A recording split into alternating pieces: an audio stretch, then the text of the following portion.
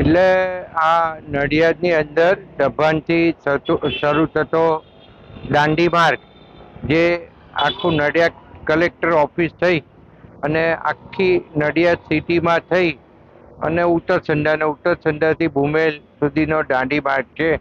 આ દાંડી માર્ગ ઉપર અનેક જગ્યાએ ખાડા પડી ગયા હતા. અમુક જગ્યાએ એવો માર્ગ હતો કે લગભગ ઉખડી ગયેલો હતો.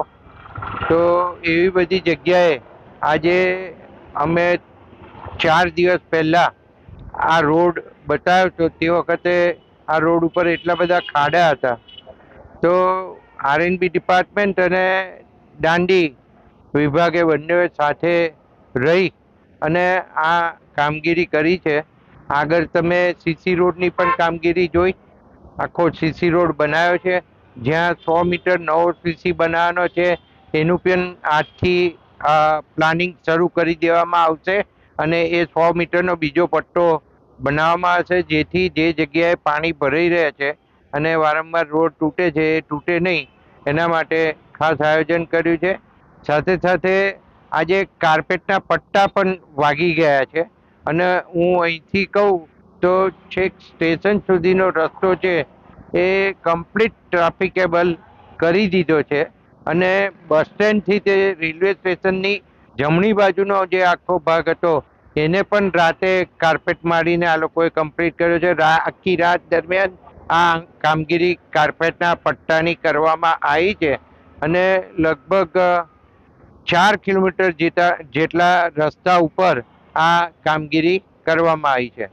સાથે સાથે આરએનબી ડિપાર્ટમેન્ટ દ્વારા પણ કામગીરી કરવામાં આવી રહી છે અને આરએનબી ડિપાર્ટમેન્ટ અત્યારે જે પીજ રોડ છે એ પીજ રોડ ઉપર પોર્ટલ એટલે કે ખાડા પૂરવાનું કામ કરી રહ્યા છે અને આવતીકાલે સવારથી આ કાર્પેટના જે પટ્ટા છે જે જગ્યાએ બહુ જ ખરાબ છે એ જગ્યા ઉપર ખાડા પૂરી દીધા છે, પણ એના પર કાર્પેટના પટ્ટા કરવા જરૂરી છે.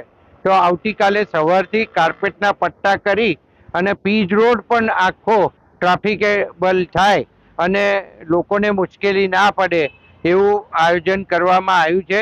અને સાથે સાથે મિલ રોડ ઉપર પણ ગઈકાલે ખાડા પૂરવામાં આવ્યા છે અને જો જરૂર લાગશે તો ત્યાં પણ જો કાર્પેટની કામગીરી કરવાની હશે તો ત્યાં પણ અમે કાર્પેટની કામગીરી કરવા જઈ રહ્યા છે. માન્ય મુખ્યમંત્રી શ્રીએ આખા ગુજરાતની અંદર રસ્તા રિપેરિંગના આદેશ કર્યા છે.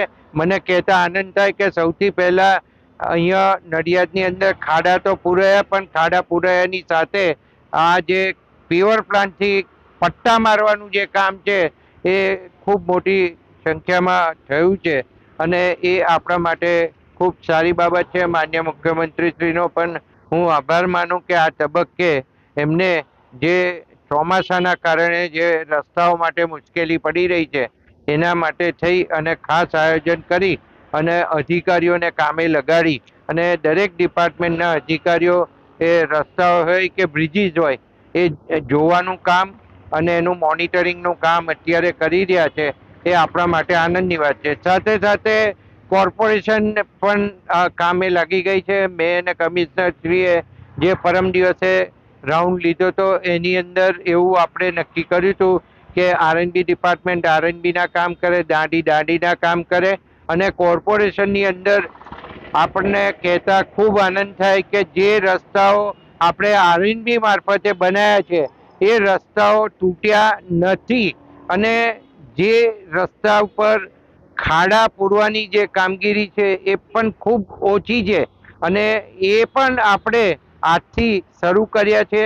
હમણાં એ પણ તમને અમે બતાવવાના છીએ અને એ પણ ટ્રકથી માલ આરએનબી ડિપાર્ટમેન્ટે કોર્પોરેશનને આપ્યો છે.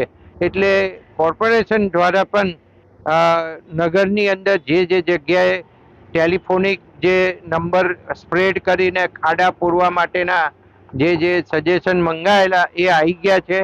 એ તમામ જગ્યાએ ખાડા પૂરવાનું કામગીરી કરવામાં આવશે અને હું પણ અત્યારે કોર્પોરેશનના કમિશનરશ્રીને કહું છું કે જે રસ્તાઓ જેને પ્રાઇવેટ એજન્સીએ બનાવેલા હોય એ રસ્તાઓ જો તૂટ્યા હોય તો એની પાસે જ કરાવવાનો આગ્રહ રાખવામાં આવશે અને સરકારશ્રીએ પણ એ પ્રમાણે માન્ય મુખ્યમંત્રીશ્રીએ પણ સૂચના આપી છે એ મુજબ કોર્પોરેશન પણ કામગીરી કરશે. બંજારી માર્કેટથી મરીડા દરવાજા સુધીનો રસ્તો બહુ ખરાબ છે. જિલ્લા પંચાયત હસ્તકનો રસ્તો છે અને જિલ્લા પંચાયતને પણ જાણ કરી દેવામાં આવી છે અને જિલ્લા પંચાયત દ્વારા જો મેન્ટેનન્સ નહીં કરવામાં આવે તો અમે ઉપર રજૂઆત કરી અને આ રસ્તાનું કામગીરી ચાલુ કરાવીશું. ઝલક રોડથી વલ્લભનગરને જોડતો જે રિંગ રોડ છે એની પર અસર ખરાબ છે. ઝલકથી રિંગ રોડને જોડતો રસ્તો આપણી મહાનગરપાલિકાનો છે, કોર્પોરેશનનો છે. મેં હમણાં જ કહ્યું એમ કે એ રસ્તા ઉપર પણ જે જગ્યાએ ખાડા હશે એ કોર્પોરેશન વિસ્તારના રસ્તાઓ કોર્પોરેશન દ્વારા જ ખાડા પૂરવામાં આવશે અને કમિશનર શ્રી જેટલો પણ માલ એના માટે માગશે તો R&B ડિપાર્ટમેન્ટ એ એમને કાર્પેટનો માલ ખાડા પૂરવા માટે આપવાના છે.